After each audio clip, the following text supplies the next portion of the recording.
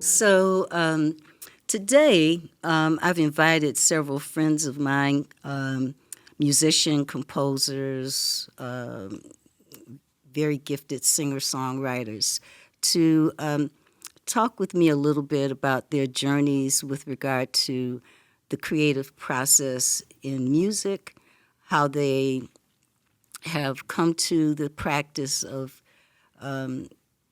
musicianship as it is supporting also their spiritual practice and supporting the spiritual practice of others through community with New Thought churches or what have you. I'd like to learn a little bit more from their insights and also their performances to gain a deeper understanding of how music shapes spiritual experiences and enhances our process of realizing our good by affirmative in our affirmations and our teachings, and just maybe tag that up with some of the intersectionality, if you will, of New Thought principles as well. So joining me today is Penelope Williams. Hey, everybody. It's good to see you. It's good to be here. Jennifer Farron. And the incomparable John Stringer. Thank you. So let me just start off by asking this question. How about you all kind of share with me your own journey, or how did you discover your passion for music and how it kind of intersects with your own spiritual journey? You want to go first, Pen? Sure. I grew up with a piano in the house, right? So that was my first initial introduction. It was a place of solace, a place of creativity. Being the middle child, became my best friend, and the dog was my first audience member, the pet, the family pet, and then once the applause came from the pet, it evolved. So I've had a career in music. And then the evolution of my spiritual practices I was mentioning off camera and off mic, I've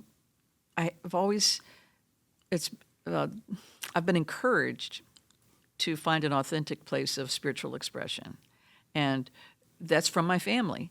I grew up in a family that had a devout relationship with God, each of my parents and their parents, and that was in the Christian setting, a Christian unfoldment. And then, but it was based more for my father, I'm a daddy's girl. He, as a philosopher, expressed to me, he compelled me to ask deeper questions and the nature of things. And so that's why religious science to me has been a home, because it was always encouraging me, what's the first cause rather than secondary cause. In other words, what's really happening Within your own at self. a deeper level. Yeah. And also I really have enjoyed being a member of religious science because they have such a great foundation for education. And then naturally being leaning in with those attributes, characteristics, if you will, I've relied on my intuition that creates the minister in me. Really, I have to rely on that, use that as my discipline, and that's my strong suit, to work with the minister, yes, and foremost, really to be able to rely on what's on my heart, what's tapping on my heart, and the tapping on the hearts of our community, so that it resonates for them on, during service hours. Cool. Thanks. Nice. I'm the same way. I grew up with piano in the house, with guitars in the house. My hands were always too tiny for guitar. But when I would go to my grandparents' homes, my grandmother had an organ in her house, and then my grandparents had an organ and a piano in their house. They were music teachers. And so I was always encouraged. I was never told to quit with that racket. I mean, they would go about their day when we'd be with them on the weekends, and I would just make all sorts of crazy noises coming out of the organ, and they would never complain once. And I'd get on the floor and I'd pound the bass pedals with my hands because my legs were too short to do the bass pedals on the organ. But Minnie and Papa, they're like, hey, it sounded great, and so from there, my parents were divorced when I was very young, but we always sought out churches to go to. We were never really members quite anywhere. Met Methodist churches seemed to be what we gravitated towards. But then when I quit college in the late 80s, I came home and was feeling very disappointed and confused about the situation. And my mom said, "Oh, we have this great church." Our neighbor that lived right behind us, Rosemary, is like, "We have this great church. We want you to come and visit Unity." And from that first night, I was introduced to a local Atlanta jazz legend, Donnie DeCenza. And so I started working with him, and he was a real proficient guy. And he was writing positive and New Thought music back in the day to fit with the New Thought principles. And it really encouraged me to do so. And upon meeting Don and his wife, soon-to-be wife, Carol O'Connell, they really helped forge my whole understanding of New Thought and complementing the music with the message and writing specifically for messages. And, I started learning early on as I became part of a music program and then a music director myself that they don't always have to be hits. And they don't always have to be full and complete songs. They don't have to be complex 3-minute long songs. It can be just one phrase that you sing, or which are chants, we know now, but 2 or 3 simple phrases that people repeat back and forth. And so from watching them model how to do it, that's how I learned to do it. And that's what I've been doing all of my adult life now. And very well, in my Yeah, thank you. That's right. That's right. Thank you. So, similarly, grew up in a religious home as well, Christian home. And the only instrument, though, that was in my house was my mom's voice. And she sang all the time, like just nonstop. So as early as I can remember, singing was an expression. And she wouldn't let us listen to secular music. So everything was religious music, from Andre Crouch gospel. You can't go wrong with that. Some of the great gospel. I'm climbing up on the rough side of the mountain. Like, we'd be playing that stuff nonstop in the house. So that's how I grew up. And then, of course, being encouraged to go to church. And then my mom made me sing. Like, she forced me, made me get in the choir, made me sing. I didn't have a choice. I was reluctant. Like, what? Man, I'm so grateful she did that. But I'll say, so that was all the way through high school. And I was kind of the reluctant person in music. But the spiritual side was sincere, but I was torn. Like really trying to figure it out and how do you make this work? And it wasn't working, right? And so going to college was a great break. Went to West Point Military Academy the first year. And during that first year, you couldn't have anything, no music, it was just very intense. And I remember the second semester when we could finally ship our stuff, I got my guitar. Because I picked up guitar in high school. I started doing worship music I went to private Christian school, right? That first year I got my guitar, I was like, I finally, and I had this memory where I would sneak out of the barracks and I would go in this broke down elevator and I would play that guitar and I would just emote with no words. I would just be singing melodies like a prayer just to get the stress out, to get the anger out. Who's your best friend? It was my best friend, and that was a creative spiritual practice, a form of prayer that didn't have words. Cause I was just wailing, you know what I'm saying? Like almost like crying to the music just to get it out. And it was my solace at that time. But I remembered growing up hearing about David playing and how the divine loved him and he was a man after the divine's own heart and all this stuff. So that I had these thoughts in my mind about music. Later in college, I became very disciplined about studying. Like I transferred to Atlanta, went to Morehouse College, and started this Bible study group that I joined. We studied the Bible every day. And then music, we started a music ministry, and we really saw like the Levites and how their work with music was so prominent. What was the guy, Joshua, how they used music to fight the battle of Jericho and all these things. So we were studying real hard and writing these songs. And one of the first songs we wrote in prayer and meditation became a song that we gave to the church we were part of. And it became like this big what would you call it? This big worship song for that church. And we played at the Cobb Galleria, 10,000 people playing this song. So that was my first introduction to using music to Express your spirituality. express and create reverence, you know, and enter the sacred in these beautiful ways with these different teachings and themes. Later, I totally rejected religion, and then went into rock and roll.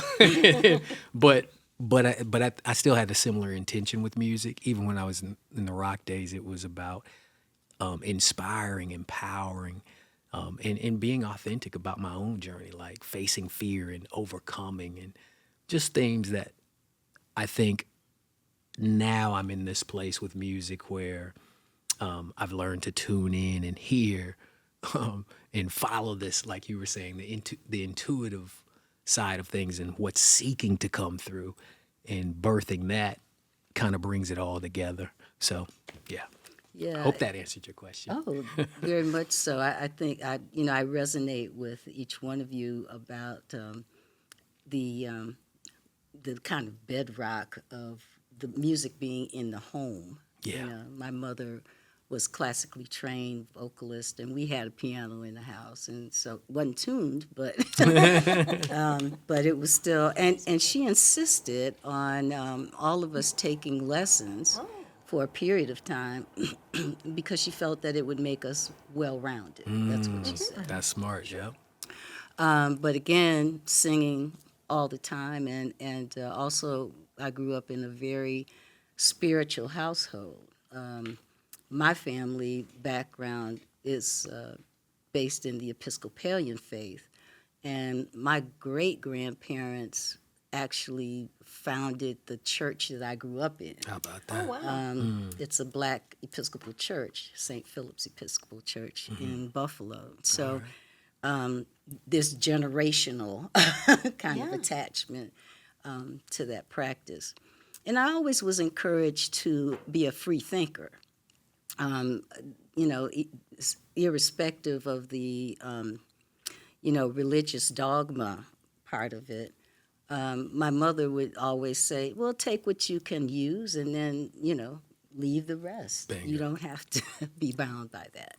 That's Some what attracted people me need to that. unity. Yeah. That's basically their philosophy. Take what you can use, and we're not forcing you to believe anything that doesn't ring true for you.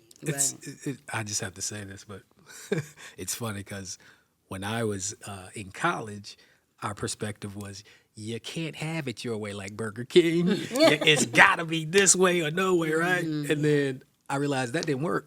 You try that and try to get it to work, and hopefully people realize that, okay, yeah, like your mom, her wisdom, take what works for you, throw away the rest if it doesn't work. I think that's wisdom. And music as a haven, I resonated with that, with what you were saying, John. And just Penelope, you alluded to that too, that it created that bubble for us, to explore, be creative, let your whole, emotional self be able to be expressed, without any judgment or confinement,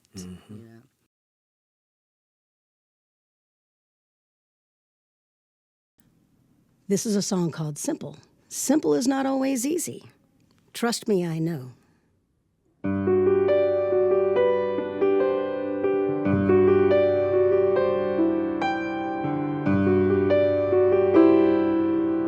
Simple sometimes ain't so easy, but simple sometimes ain't so hard. Always gently we're reminded, that love is who we truly simply are. A simple twist of fate can try to knock us off our game. But simple acts of kindness bring us right back round again. 'Tis a gift to be simply you and simply me. So breathe into that and simply let the best be. Simple sometimes ain't so easy. Simple sometimes ain't so hard. And always gently we're reminded, oh, that love is who we truly simply are. Now history's filled with chaos caused by simple mistakes and by folks who simply had their different points of view to make. Oh, what we'd achieve if we could simply all believe together we can find a way.